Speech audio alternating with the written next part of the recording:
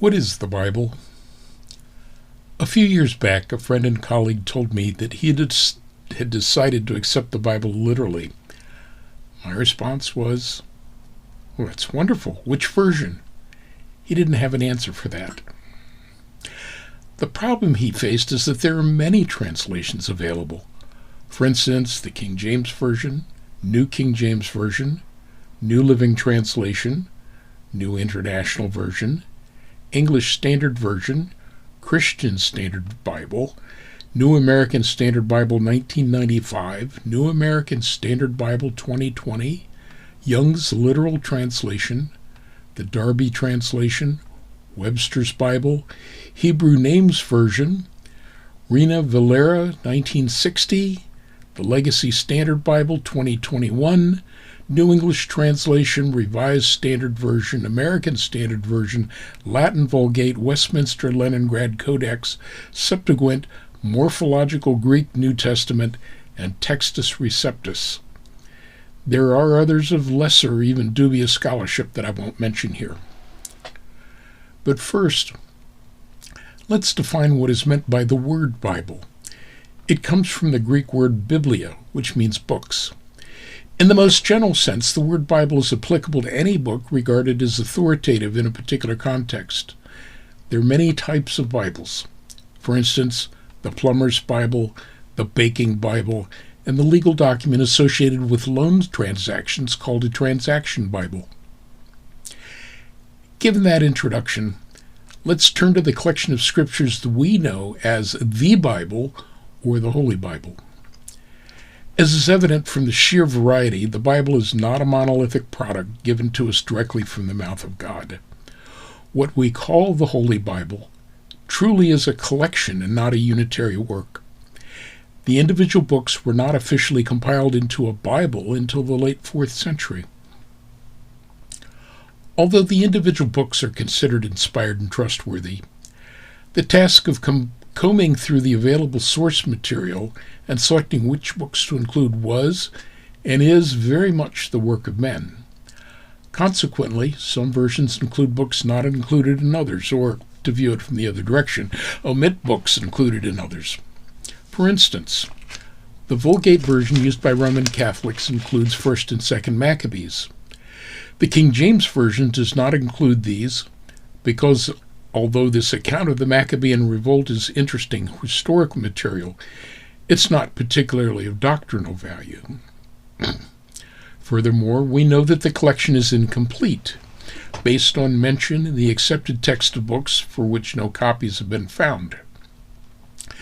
Depending on who compiles the list, it is generally accepted that there are 21 or 22 missing books. Even for the books we do have, after 2,000 years or more, we have no original manuscripts. What we do have are handmade copies of copies of copies of copyists, and copyists sometimes make mistakes. The available copies are often fragmentary or even different versions, forcing scholars to recreate the most probable full text via compilation and comparison. And then there are ancient books which, although we have them, were rejected from inclusion because the scholars consider them to be corrupted, uninspired, or insufficiently reliable. Some are, in fact, rather bizarre and obviously unworthy of consideration. This collection is known as the Apocrypha. But scholarly consensus is never fully 100%, and there is always some dissent at the fringes. Beyond the incompleteness of the collection and the existence of questionable books, we confront the problem of translation. For instance, the King James Version includes words inserted by the translators to help the reader.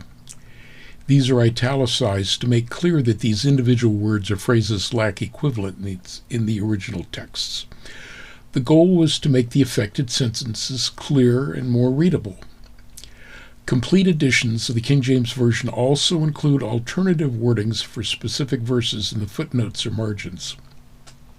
These represent instances where the opinions of the translating scholars were not unanimous. To this admittedly limited extent, the text is a work of men rather than of God per se, although performed in the service of God. But translation is a far greater task than just the foundational need to transform ancient words and phraseology into understandable modern language. The problem is that translation is shaped not only by the scholarship required to understand the original material in its correct context, but also by the interpreter's notions regarding the correct doctrinal framework. And that is a huge problem, given the history and magnitude of disagreements among various creeds. Different translations tend to have sharply important doctrinal differences in critical places. Suppose some future archaeological discovery turns up one or more of the missing books, or perhaps a credible but altogether new one. Can scholars propose additions to the collection? Many Bible students will immediately flip to the book of Revelation, the final book in the New Testament, and turn to the last chapter, 22, to read verse 18, which states, "For I testify unto every man that heareth the words of the prophecy of this book, if any man shall add unto these things, God shall add unto him the plagues that are written in this book." The placement in the last chapter of the last book implies that it's an absolute statement that applies to the entire Bible. But if you turn to Deuteronomy, which is only the fifth of 39 books in the Old Testament, and read chapter 4, verse 2, you find essentially the same warning. "Ye shall not add unto the word which I command you, neither shall ye diminish aught from it, that you may keep the commandments of the Lord your God which I command you." Rather than discard everything in the Bible past Deuteronomy, I accept that each prescription applies to the book in which it appears, not the entire collection, which after all was created centuries after the last books were written. It's possible that if some new book is found, it might include the same warning. Finally, let's consider the problem of literality raised by my friend. The ancient employed all the rhetorical devices we use today and more, so we must deal with their use. For instance, in the lead-up to the stoning of Stephen in the book of Acts, chapter 7, Stephen rebuked the hostile crowd. Their reaction is described in verse 54. "When they heard these things, they were cut to the heart, and they gnashed on him with their teeth." I assure you that no one used their choppers to literally gnaw on Stephen's flesh. Gnashing on them with their teeth is a figure of speech that means verbal abuse, akin to the invective we too casually hurl at idiot drivers who change lanes without looking. Another example is the phrase, "sons of Belial." This is not a literal statement of genealogical truth, only one of comparison. Belial is one of the names associated with Satan, and to be a son of Belial is to have an evil temperament. That is the only way to make sense of 1 Samuel chapter 2, verse 12. "Now the sons of Eli were sons of Belial. They knew not the Lord." Literalism cannot apply because genetically you can't have it both ways, and Belial is figurative. As a final example, the days mentioned in the Genesis narrative of the creation of the earth should be understood as periods or epochs, not literal 24-hour days as defined by the current rate of planetary rotation. Speaking as engineer, that interpretation is thermodynamically impossible, and God is not self-contradictory. This is a possible topic for a future video. Let me know your opinion in the comments. All of this being said, I assure you that what we call the Bible, or Holy Bible, is based on inspired material. Problems with provenance or interpretation are artifacts of history and scholarship, not any comment on God's infinite competence. None of the discussed issues should dissuade you from studying the Bible.